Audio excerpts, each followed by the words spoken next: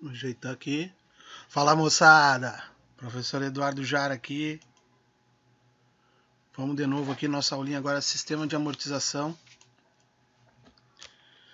E é o seguinte, né? Como que a gente faz essas planilhas financeiras aí de financiamento, tabela Price, tabela SAC, para quem já ouviu falar, são as mais usadas no Brasil.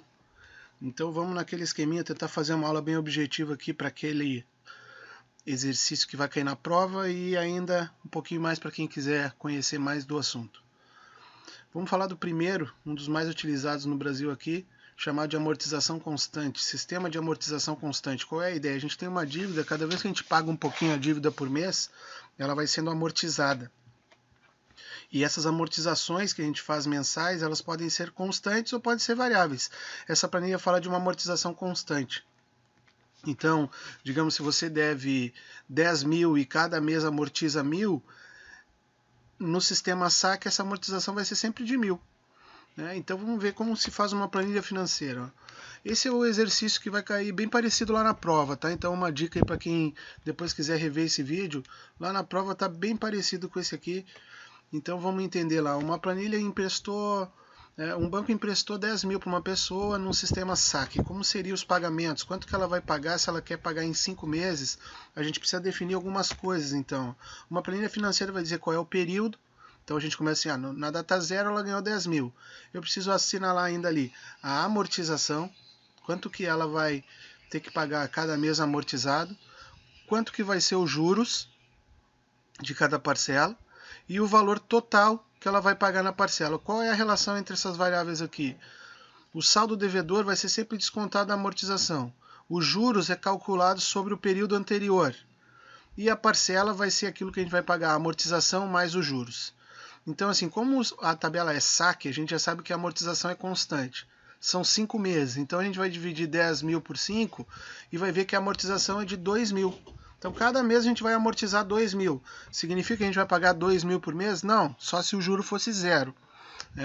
Mas aqui, a partir disso, ó, como o saldo devedor é sempre aquilo que a gente amortizou no mês para ter um novo saldo devedor, acompanha comigo aqui, se ele devia 10 mil e amortizou 2, então o próximo saldo devedor vai ser 8. Se ele devia 8 e amortizou 2, vai ser 6. Então a gente poderia preencher dessa maneira aqui, ó.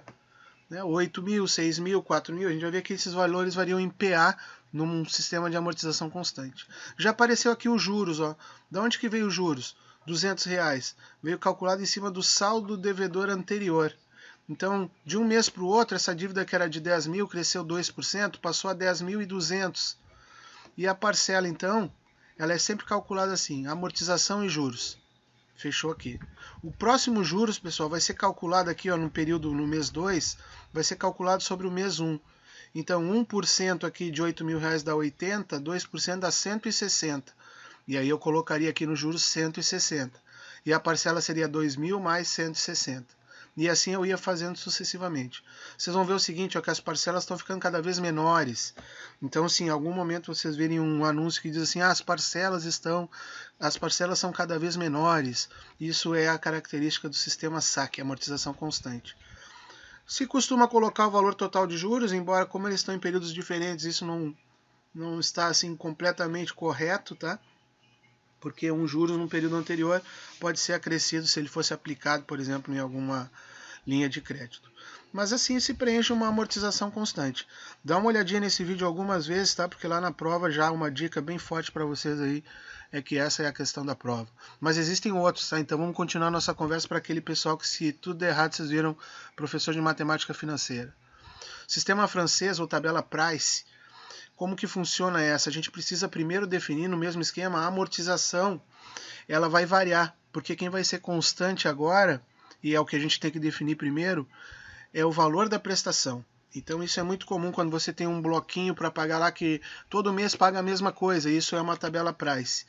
Tá? E aí se calcula o valor da prestação por uma fórmula, que é o valor, o R aqui representa a prestação, e o ANI é chamado de fator de valor atual. Nós vamos pular aqui que nós vamos depois ver um vídeo específico como calcular na HP12C, tá? Que a gente vai usar. Mas enfim, para esse modelo de 10 mil em 5 vezes, a parcela fica de R$ 2.121,58. Então, esta planilha eu começaria preenchendo pela coluna da parcela. Então, preencho todas as parcelas. E como que eu vou saber agora os juros? Sempre em relação ao período anterior.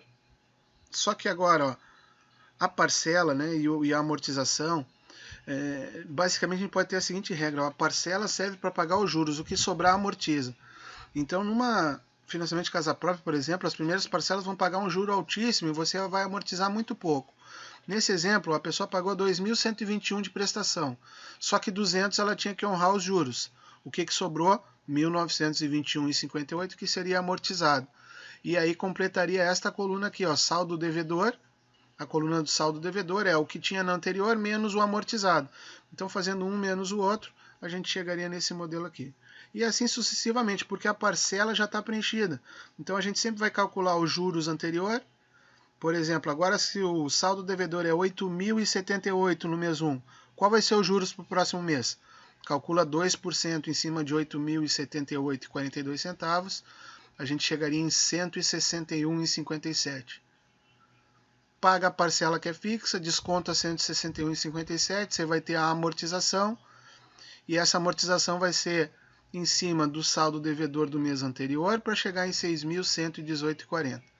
E assim sucessivamente. Tá? Você vai preenchendo até chegar, qual é o momento que você sabe que você acertou a planilha, é que na última linha o saldo devedor fica zerado.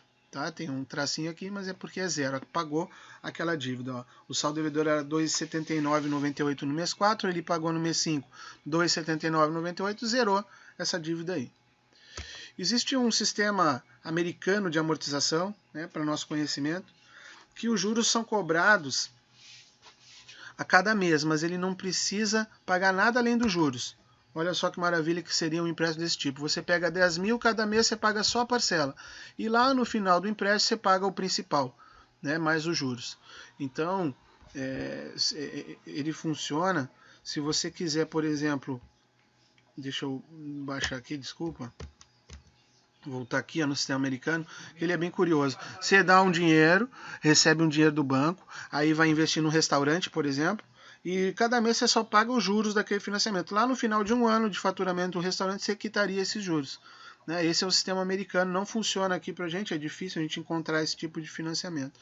Um outro modelo também chamado de sistema misto, né, ou de amortização crescente, é que cada parcela que vai ser paga, eu teria que fazer uma média entre a parcela saque e a parcela price.